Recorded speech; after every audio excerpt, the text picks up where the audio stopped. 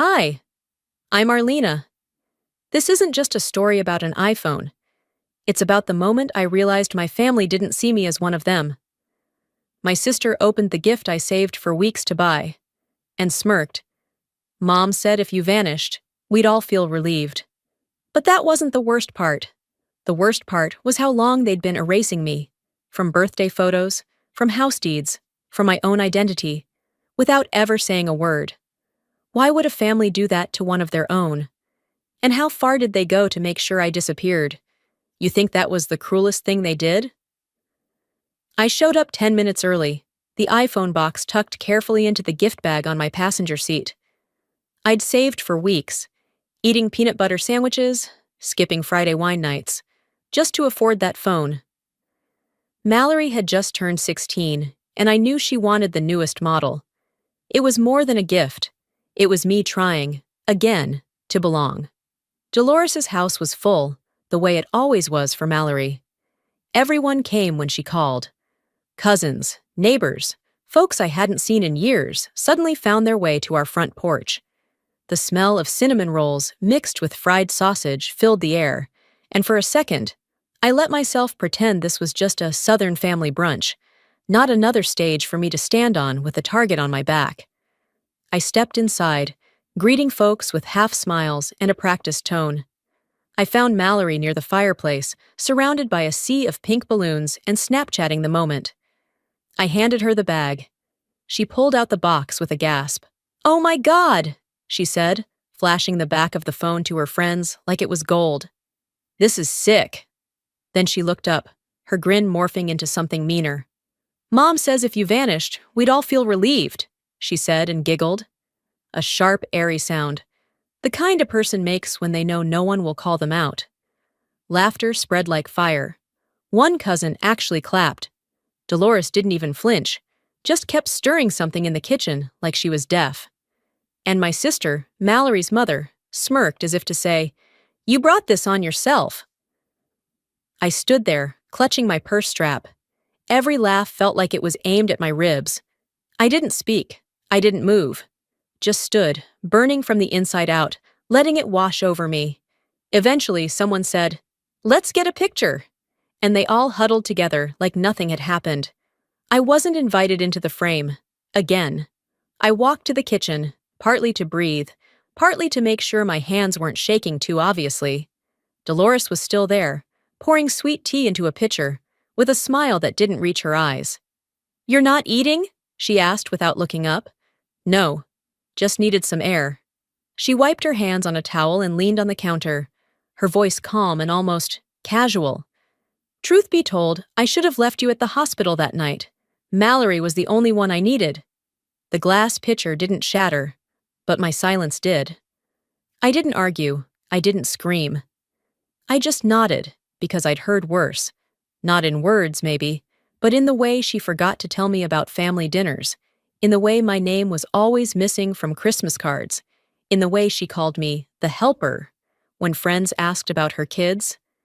"You always take things so personally," she added with a shrug, walking away. The drive back to my apartment felt longer than usual. My fingers clenched the steering wheel so hard my knuckles ached. The silence in my car was louder than the laughter had been. That night, I sat alone on my couch, still in the dress I'd worn to the brunch. My phone buzzed. A photo from the party. Mallory smiling, Dolores hugging her, everyone crowded around the cake I had ordered and paid for. I stared at the screen for a long time. Then, slowly, deliberately, I tapped into the family group chat and hit "Leave conversation." I opened my photo gallery, selected every family picture, every screenshot of text chains where I picked up the slack, paid bills, covered birthday costs, and deleted them. No ceremony, no tears, just erasure. Like they had done to me, over and over. I pulled out the receipt from my purse, the one for the iPhone, folded it once, then again, and tucked it into the back of a drawer. Not because I wanted it, because I needed to remember just how much I'd given to people who would never admit I mattered. I didn't cry. I didn't rage. But something inside me shifted. I didn't sleep much after that night. My eyes stayed open long after the city dimmed, long after even the neighborhood dogs fell quiet. And still, I kept seeing that photo on my phone. Mallory's smile, Dolores's arm draped around her like a crown. The cake, the people, the sheer absence of me. 2 weeks later, I got a text from Mallory. BBQ this Sunday. Just fam. Come if you want. No emoji. No, thanks for the phone. I stared at it for a moment, then shoved my phone in a drawer. But Sunday came, and I went. Not because I wanted to, because I needed to see it one last time. That place. That house. Them. By the time I arrived, the backyard was already packed.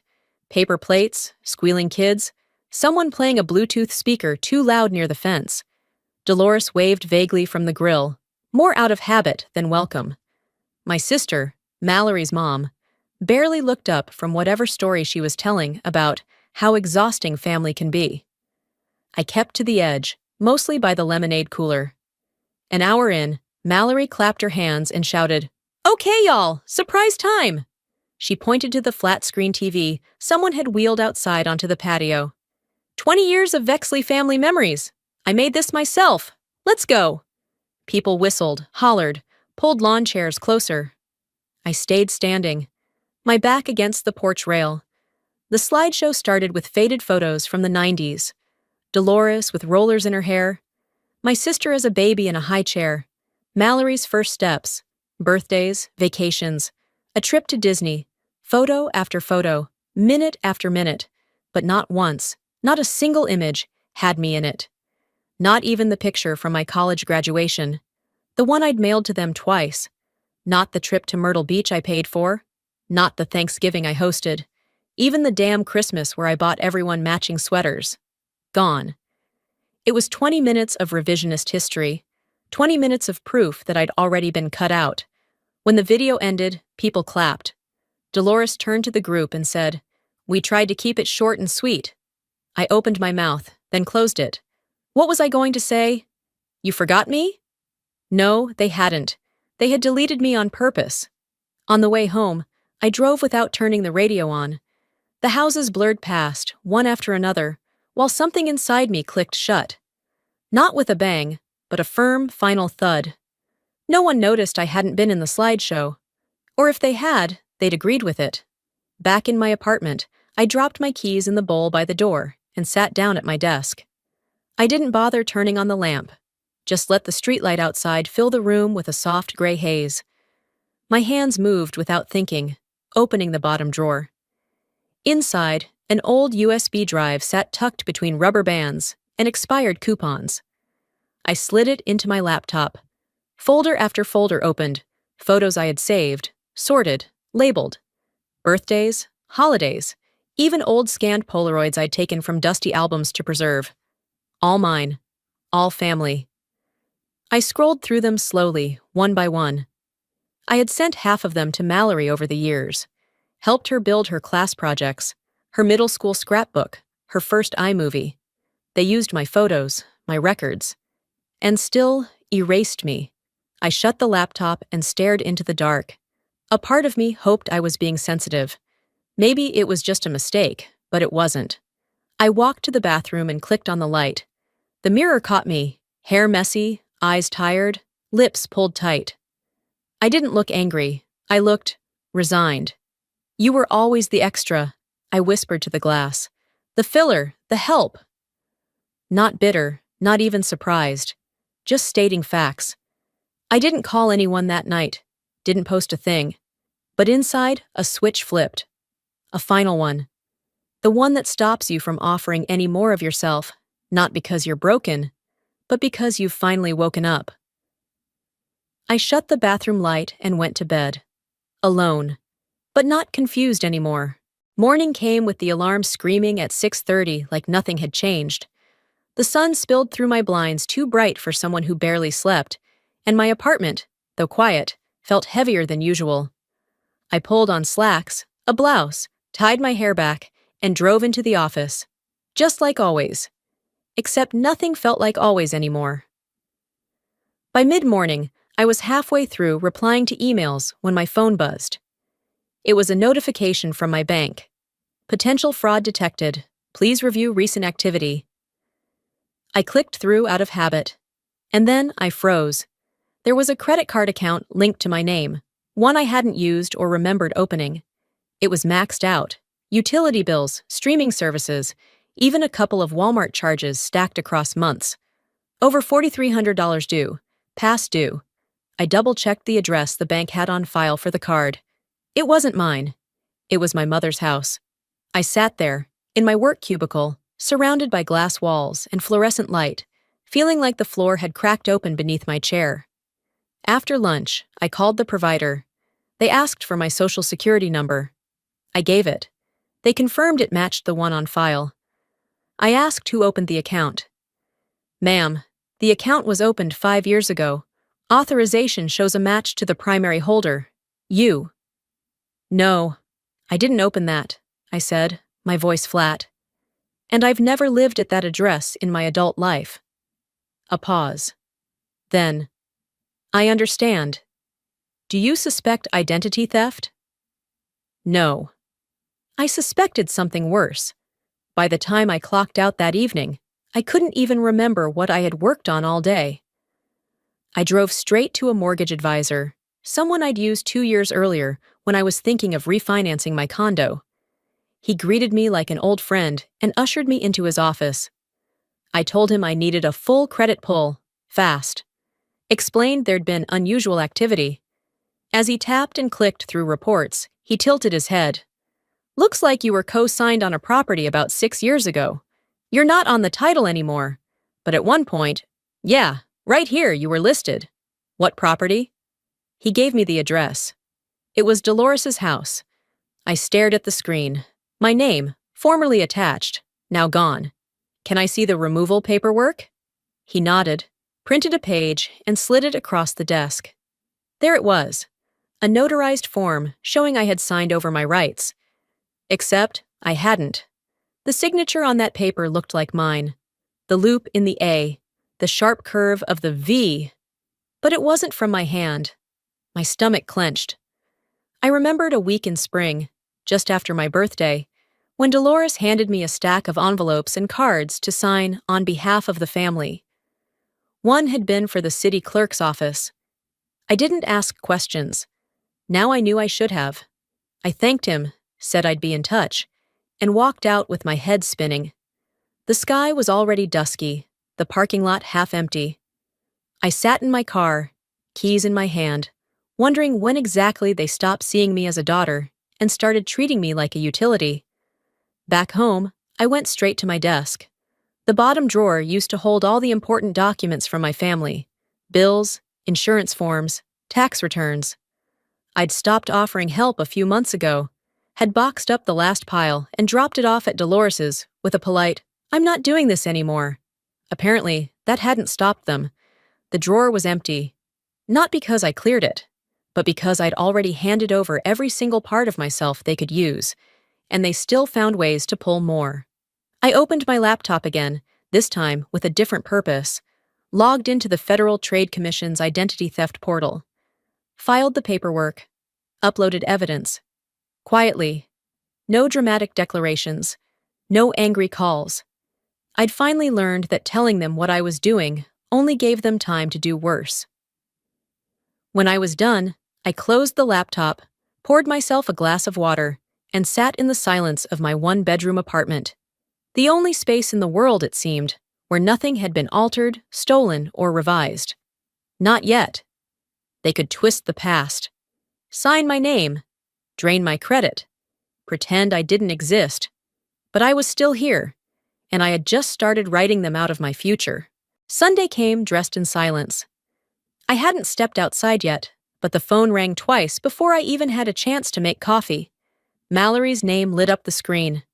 I almost didn't pick up, but something about her calling so early felt calculated.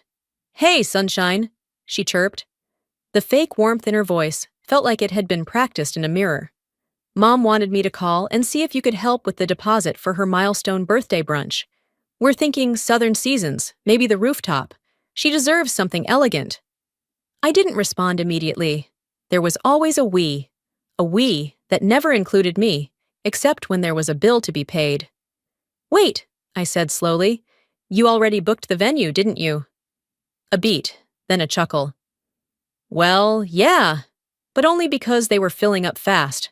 I figured you'd want to contribute. In the background, I heard Dolores's voice, slightly muffled but clear. You know she always comes through. She's reliable. They had it rehearsed. It wasn't a request. It was routine. I won't be covering that, I said plainly. There was a long pause on the other end. No? Mallory asked, like the word itself was foreign. No, I repeated. You've got the wrong girl this year. I ended the call, not with anger, not with bitterness, just done. I left my coffee untouched. That night, sometime around 9:30, my phone rang again. This time, it wasn't family. It was from work. Specifically, a security engineer from a tech client I managed freelance contracts for. His tone wasn't angry, just cautious. Hey, Arlena. I wanted to flag something that popped up in our firewall. There was a remote login using your credentials. But the IP address was odd. Georgia-based, residential. You happen to be out of town? No, I'm home. He exhaled. Then we've got a problem. He sent the log. The IP? It matched the one tied to my mom's house. I sat back, mind racing. I hadn't logged into their system from there in years. But I had once used my personal laptop while visiting, and I'd shared it with Mallory a few times, back when I believed sisters shared more than blood. A deeper check confirmed the worst. An internal draft, one I'd written, structured, and pitched, had been forwarded, not to our team, but to a known competitor. We lost the account. I didn't call Mallory. What could she possibly say that wouldn't make it worse? Instead, I archived the email chain, backed up the security logs, wrote a statement for the legal team, and hit send. I closed my laptop gently this time. The anger was still there, but no longer wild. It was precise, like a scalpel. 2 days passed.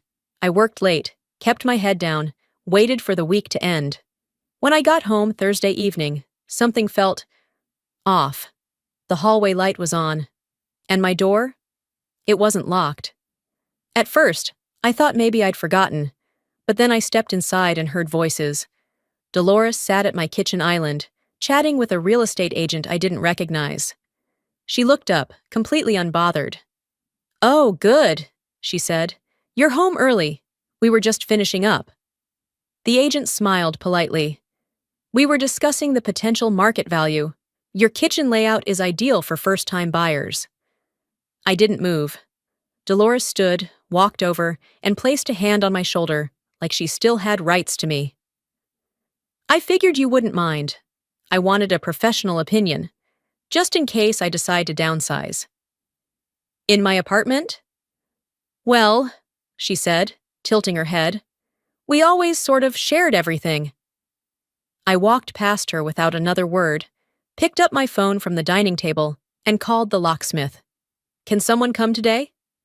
The agent shifted uncomfortably. Dolores looked amused. Yes, I said into the phone. Right now, emergency Reiki. I hung up. Still didn't raise my voice. Still didn't accuse. Dolores opened her mouth. I held up a hand. You don't live here. You never did. This is my home. She tried to smile. You know, for a girl who says she wants peace, you sure act like a stranger. I met her eyes. Maybe that's because you made me one. She didn't reply. I opened the door and waited. The agent stepped out first. Dolores followed, slower, like she expected me to change my mind. I didn't. The locksmith arrived 30 minutes later. As the lock clicked into place, I felt a strange kind of quiet settle over me. Not peace, exactly, but ownership. They had erased me from memories, photos, titles, money. But I still had this one key, this one lock, this one space that, for now, belonged only to me. And that was enough. 2 nights after changing the locks, I received an embossed invitation slid under my door. Not mailed, hand-delivered.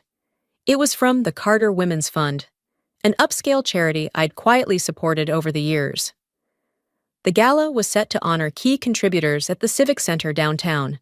I hadn't planned to go, but the seal caught my attention, along with the event's theme, Women Who Build. I donated anonymously through a joint family foundation set up years ago when things were different. Back when I thought joint actually meant shared.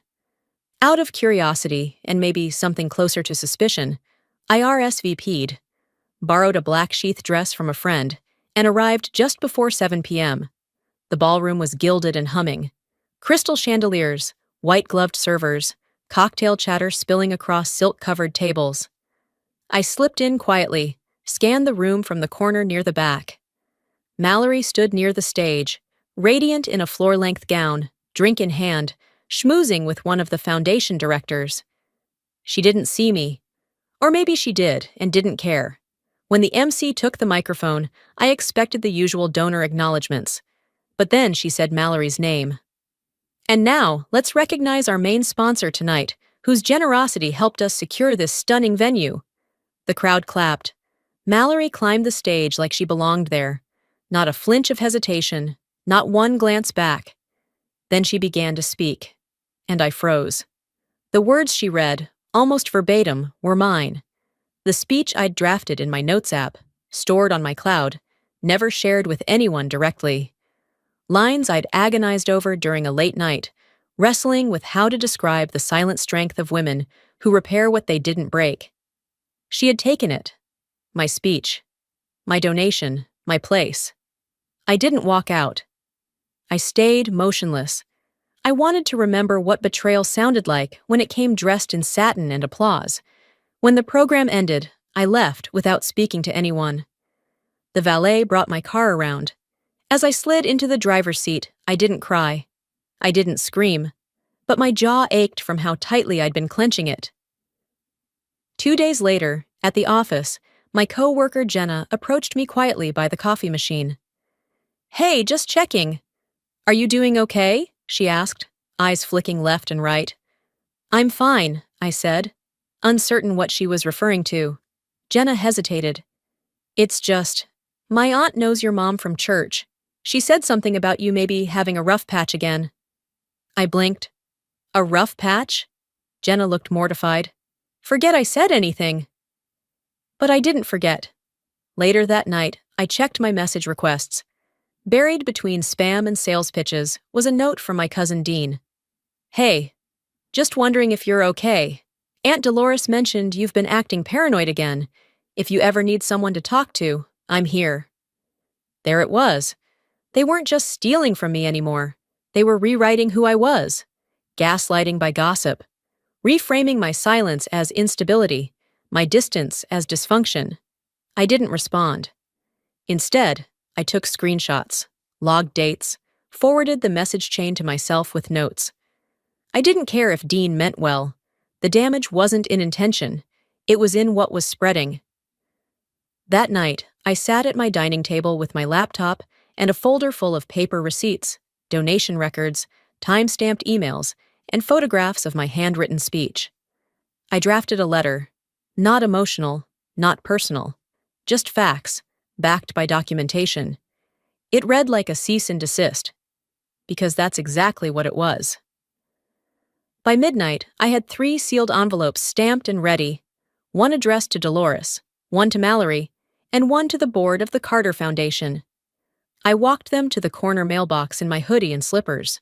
No makeup, no fanfare, just a woman with a line, and the pen to draw it. It wasn't vengeance, not yet, but it was the first act of war. And war doesn't always start with a shout. Sometimes it starts with a printed page that simply says, "No more." The morning after mailing those letters, I gave myself the rare luxury of sleeping in. No meetings, no errands. Just a quiet Saturday with the kind of silence I'd earned. Around noon, I poured myself a second cup of coffee and settled in by the window with my laptop, catching up on work notes. The sun was warm, spilling across the hardwood, and for the first time in a long time, I didn't feel like I had to brace myself.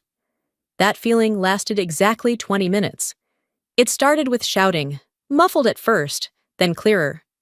My name, over and over. I moved to the front of my apartment, slid open the window just enough to see. Dolores stood outside the complex gate in her Sunday coat, like she was heading to church, only she was yelling loud enough to wake the dead. Mallory was next to her, arms folded, voice shrill, and behind them, of all people, was Uncle Wade, who hadn't called me in over 3 years, but now looked ready to pitch a tent in my driveway. They weren't knocking, they were performing. "Arlena!" Mallory shouted. "Don't act like you're too good for family. You think you can cut us out and no one's gonna say anything?" Dolores chimed in, voice dripping venom. "You ungrateful brat. You think you can just rewrite history?"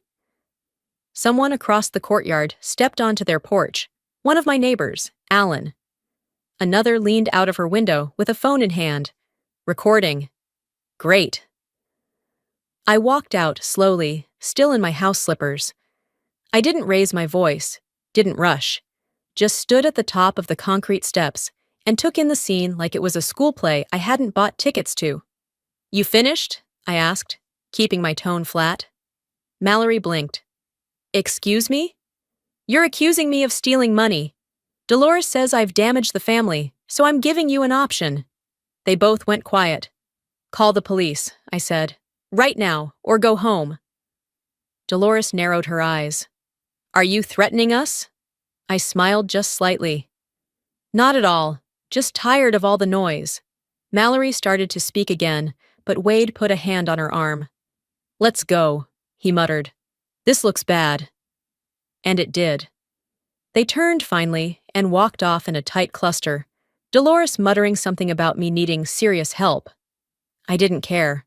What I cared about came the following Monday. In my mailbox was a thick envelope from a collections agency. At first, I thought it was junk mail, but when I opened it, my hands froze. An unpaid medical bill. $7,800. The date of service? 2 years ago. Location? Midtown General. Patient listed, Dolores Vexley. My mother. The billing address?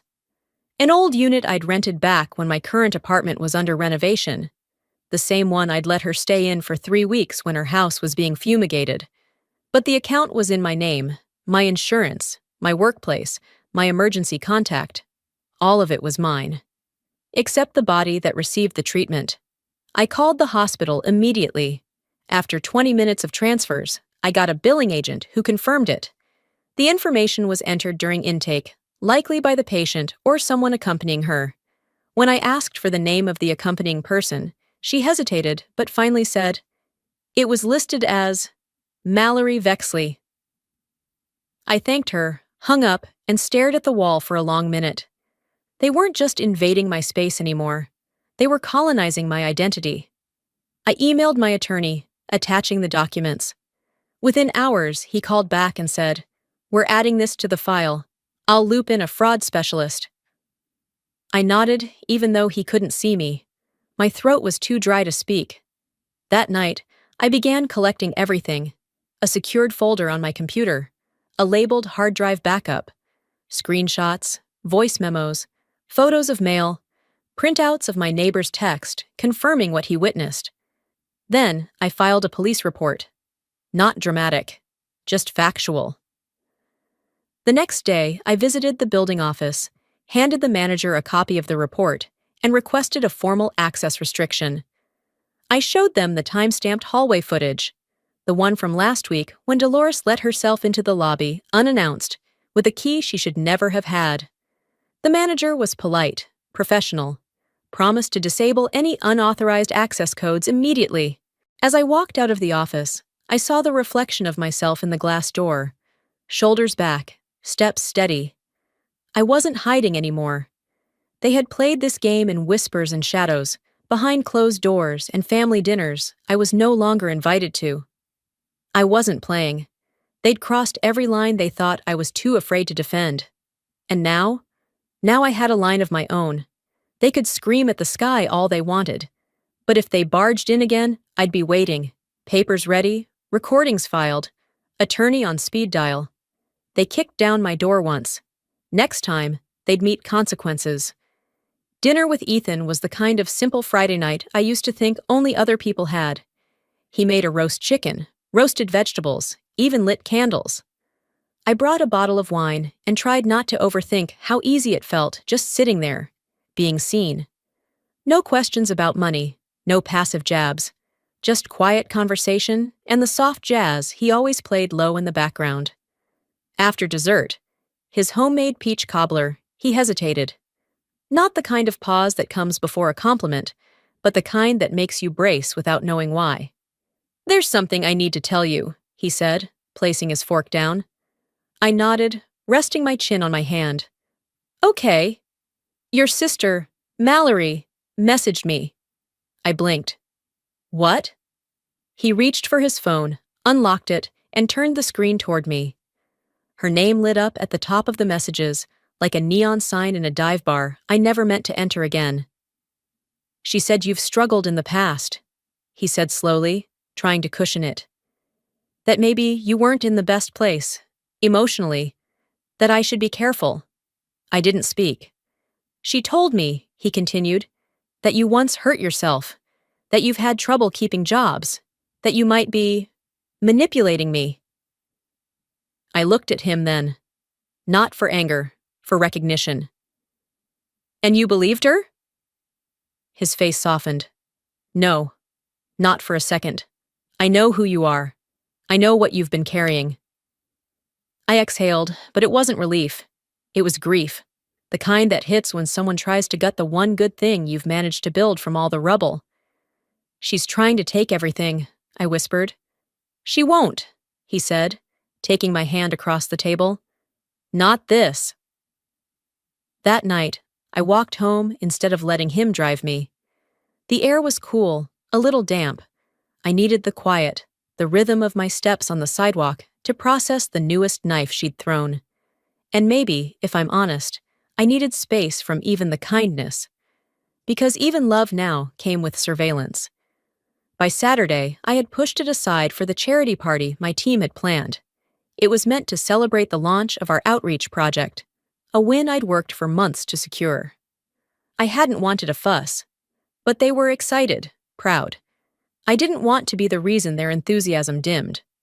So I went. I smiled. I gave a short thank you speech when asked. Then the cake came out. "Congrats, Arlene!" It read in bold blue frosting. There was a pause, a few awkward chuckles. Someone whispered, "That's not how you spell it, right?" A coworker stepped forward. "Your sister helped order it. She said that's what everyone called you growing up." They all laughed. "I didn't. Arlene, she'd done this before. Field trip forms in grade school, spelling bees, even at my college graduation party. You're so forgettable, even your name slides off people's tongues," she used to say, all sugar and venom. I smiled gently at my coworkers. "It's okay," I said, lifting the knife to cut the cake. "She always gets it wrong. It's kind of her thing." No one spoke after that, but I saw their eyes shift, saw the silent apology in their glances. They weren't laughing anymore. Later that night, I sat in front of the mirror brushing out my hair. My face looked tired. Yes, but not broken. The room behind me was quiet, but the hum in my chest wasn't fear anymore. It was focus. I opened my laptop, navigated to the folder titled Case File Vexley, and began adding the screenshots Ethan had sent me of Mallory's messages. The cake photo, too. The contact form from the bakery. And I updated the timeline, the sequence, the pattern. I didn't need to tell anyone I was building something. I just needed to keep going. She could twist my name. She could try to poison trust. She could make the world laugh at my expense. But she couldn't undo the woman I'd become from surviving her. I wasn't looking for a family anymore. I was building my case. The next morning, I skipped the gym, skipped the emails, skipped everything but the one thing that mattered: getting to Ms. Ritchie's office before the world could start spinning again. The city was still waking up when I arrived, fog hugging the sidewalks, traffic lights blinking with no urgency. But inside me, everything was wide awake. I clutched my coffee like armor as I sat across from the woman who had quietly, methodically, built my escape route one notarized page at a time.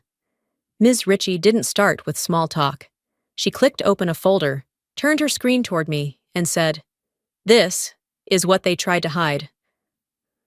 On it was a scanned document, yellowed at the corners, handwritten in ink that had bled slightly with age. It was the original will. My grandmother's real signature. Dated. Witnessed. Stamped. And in it, clear as day, were my initials next to a list of assets. A portion of the trust, stock shares, and, most jarring, the house in Savannah. The one Dolores claimed was never really mine. She scrolled again. The next document was the one Dolores had submitted after the funeral. Typed, clean, conveniently missing my name. "You always felt erased," Ms. Ritchie said softly, "because you were." I leaned back, letting the weight of it settle in. "Can you prove who altered it?" She nodded. "We had a handwriting analyst examine both. Your sister, Mallory, has a particular way of looping her Ys. She mimicked the signature, but not well enough. I didn't ask what would happen next. I just looked out the window. For the first time in a long time, I felt gravity shift in my favor. Thursday arrived like a held breath, finally exhaled. The courthouse was modest. Wood-paneled walls, a tired flag, a judge with glasses low on his nose, who didn't look impressed by much. Dolores wore a beige suit, pearls, and a look of serene indifference. Mallory sat beside her, legs crossed, smiling at something on her phone like she was at brunch. Me? I came alone. Ms. Ritchie laid out the documents in front of the judge with a calmness that belied the storm we were dragging into sunlight. She didn't raise her voice. She didn't need to. When the forgery report was handed over, I watched Mallory's face the way you watch a glacier crack, slow, inevitable, loud only in what it meant. Her mouth twitched once, then again. She looked at our mother. Dolores's knuckles had gone pale against her handbag. The judge read in silence, then removed his glasses. He looked directly at Mallory. "This borders on criminal," he said. Not dramatic, not loud, just final. Mallory opened her mouth, closed it. Dolores looked down. I said nothing, because silence was louder than anything I could say, and I wanted them to sit in it. Outside, the sun was brighter than it had any right to be for early March. I sat on the courthouse steps and let it warm my face for a moment, not smiling, just breathing, steady, whole. That evening, I walked into my apartment and spotted the old box of family photos in the corner. I hadn't touched it in months. I opened it. The scent of old paper and dust rose like memory itself. I flipped through pictures from birthdays, vacations, cookouts, everyone slightly tilted to crop me out, fade me down, or forget me altogether. One photo stopped me. I was maybe 8, holding a paintbrush in overalls, covered in color, grinning at something just out of frame. My arm was cut off at the elbow, where someone had trimmed the edge. I set it aside. Not because it hurt, because I didn't need it anymore. I grabbed my phone and texted Ethan, "Free Thursday if you are. Dinner's on me." Then I opened my laptop, logged into the old family cloud folder where everyone used to dump pictures, files, calendar events, things they assumed I'd always maintain. I clicked Leave Shared Folder, then Delete from Account. No ceremony, no announcement, just a clean break, not for vengeance, for air.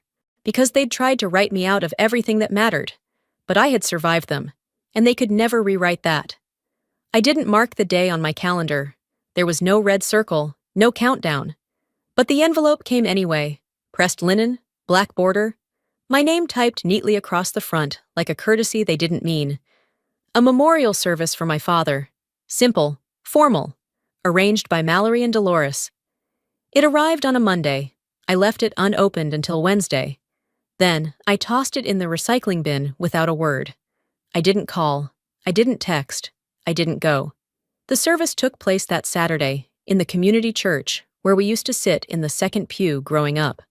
A neighbor down the hall, Mrs. Adler, who seemed to be friends with everyone in town, mentioned it as we passed in the elevator.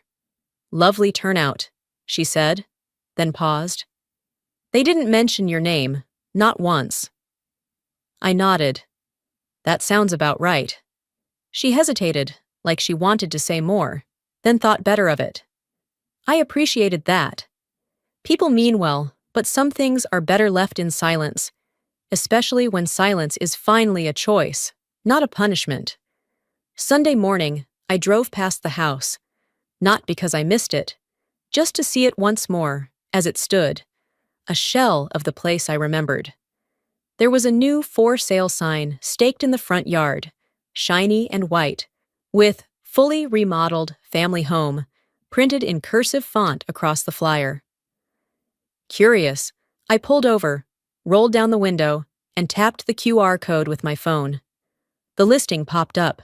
Bright photos of the renovated kitchen, new backsplash I'd picked out 2 years ago, floors I paid for when Dolores said she couldn't afford contractors, the layout I redesigned when Mallory insisted she had no eye for that stuff. Under the photo carousel, a caption read, "Updated with love and family effort." I nearly laughed. There was a part of me that wanted to email the realtor and correct the record, but the urge passed as quickly as it came. I took one screenshot, titled it "Closure," and saved it in my private folder, next to photos of court filings and deleted family threads. That was all the justice I needed now. By late afternoon, I was back in my apartment. I had repainted the living room 2 weeks prior, soft sage green, warm and alive in the natural light. The space felt new, even though nothing truly monumental had changed except me. On the coffee table sat a frame I hadn't touched since college. Inside it now, my latest watercolor, a bright burst of oranges and indigos layered over soft gray mountains. I'd started painting again, quietly, cautiously, without an audience. It was something I used to love before it was laughed off, dismissed as a hobby I was too old for. Now it sat on my wall, not asking for approval, not needing permission to exist. There was a knock at the door just past 6. Ethan. He held 2 takeaway coffees and didn't say much. We moved to the balcony, where the air carried the scent of jasmine from a neighbor's window box, and the hum of weekend traffic below blended into the kind of white noise that calms you instead of crowding you. We didn't talk about court, or family, or Mallory. Instead, we talked about the pop-up art exhibit on Main Street, about how I might finally take that weekend trip to Asheville, about nothing that needed defending. At one point, he asked, "You okay?" I took a sip of the warm coffee and nodded. "Yeah. Actually, I think I am." We sat quietly after that. For the first time in years, I wasn't rehearsing what to say if someone asked why I didn't show up. Why I didn't fight harder to be included. Why I didn't care enough to chase what never belonged to me in the first place. They didn't say my name at the memorial, but I remembered it. I signed it in court filings, in rental agreements, on canvases taped to my studio wall. They ignored the woman I became, but she didn't, and that was enough. I watched the last edge of the sun slip behind the skyline. This time, there was no applause, no spotlight, just peace, and that was finally enough. You know, for the longest time, I thought being quiet made me the better person. That if I just kept giving, kept forgiving, kept proving, maybe they'd finally see me. But here's what I learned the hard way. Some people don't want to see you. They want to use you. And the longer you stay quiet, the more invisible you become, even to yourself. Standing up for yourself doesn't always look like slamming doors or shouting matches. Sometimes it's filing the report, locking the door, deleting the folder, saying, "No more." And if you're listening to this right now, maybe it's not about family for you. Maybe it's a friend, a spouse, a job, a place you keep returning to that keeps shrinking you. Whatever it is. I hope you hear me when I say this. You don't need their permission to protect your peace. So now I'd love to hear from you. Has anyone ever tried to erase your worth? And how did you reclaim it? Drop a 1 in the comments if this story touched something deep in you, or tell me where you're watching from. I'd love to know. And if this story didn't quite hit home, that's okay too. Let me know why and where you're tuning in from. Your perspective matters. If you want more real, raw stories like this, stories about healing, strength, and hard-earned peace, go ahead and hit that subscribe button. This community is growing, and I'd love for you to be part of it. Until next time, take care of your space, your voice, and your story.